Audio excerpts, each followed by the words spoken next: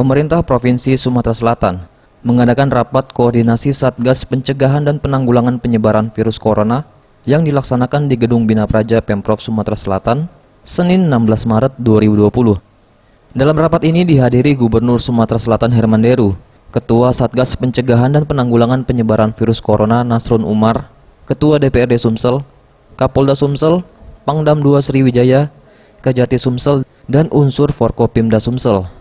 Dalam rapat ini banyak didapatkan rekomendasi yang didapat Gubernur Sumatera Selatan dan akhirnya menetapkan Sumatera Selatan berstatus waspada dalam mengantisipasi penyebaran virus corona di Sumatera Selatan.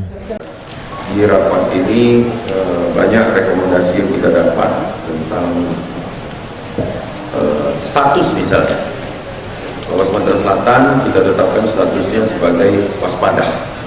Jadi statusnya sudah jelas waspada terhadap corona ini.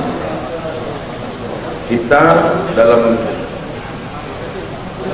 menentukan status ini tentu sudah berbagai pertimbangan dan masukan, di mana nanti punya tugas masing-masing. Bahwa kewaspadaan ini juga termasuk masalah stok pangan, kesiapan peralatan dan penggantinya misalnya, yang dapat dipertanggungjawabkan.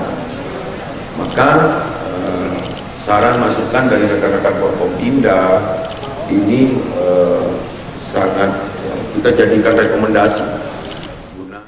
Eza PM, Sriwijaya TV.